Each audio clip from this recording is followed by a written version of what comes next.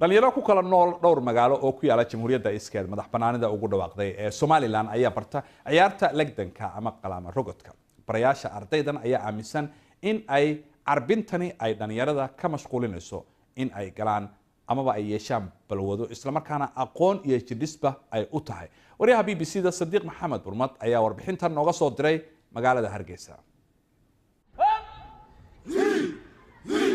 dhowr boqol oo dhalinyaro ah ayaa barta ciyaartan ardaydu waxay ku kala nool yihiin qaar ka mid ah gobolada Somaliland Amiin ayaa ka mid ah ardayda imaka dhigata dugsiga waxaan uu sheegay inuu ilaa yaraantiisii qalqaali ahaa balse intii uu legdanka barashadiisa bilaabay dulqaadkiisii uu batay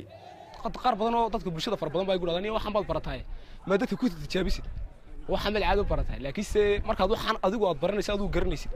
waxaan garanaysid hadaa dadka wala tagto waxaan xanuunkiisa garanaysaa waayo waxaan adiga awooddaada arkay qaabka aad u qaadayso imiga laag baa saw qaas la qaadaysa awoodiisa ayaad garanaysaa waad ka diinaysaa markaas waayo waxaan idee hadhow talaha halis ku keeni karaa si yaro fudud buu qofku ku dhiman karaa hadaad hal looto ku dhufato ama aad laa ku dhufato marka aad iyo aad marka ugu adagtay inaad bulshada ku tijaabisid macalinka ardaydani 12 sanadood ayuu baranayay legdanka waxaanu ku guuleystay tartanno heer caalamiya waxa uu iga sheekeeyay waxa ay dhalinyaradu ka faa'iidayaan xirfadan uu baro oo uu aaminsan yahay inay barbaarin wanaagsan tahay ardayga marka la qorayo waxa la weydiiyaa shuruudaha waa laba shuruud baa la weydiiyaa ardaygu inuu waxaan balud lahayn iyo aan ardaygu caafimaad qabo ardaygu caafimaad qabo way arday caafimaad qabinta wixii ciyaar kale maayo faa'iidada ay ana barna waxay tahay koobaad in dhalinyaro caafimaad qabtan soo saarno oo maskaxdooda maxay ay mar walba shaqeynayso aan jecelahay oo taariibkii aanu ka ilaalino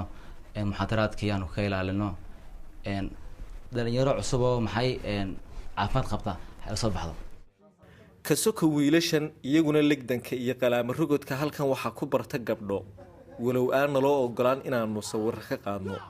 waxaanay muujinaysaa isbedel dhanka jidhiska iyo jimicsiga oo soo kordhay maadaama Soomaalidu dhaqan ahaan ay ku liiteen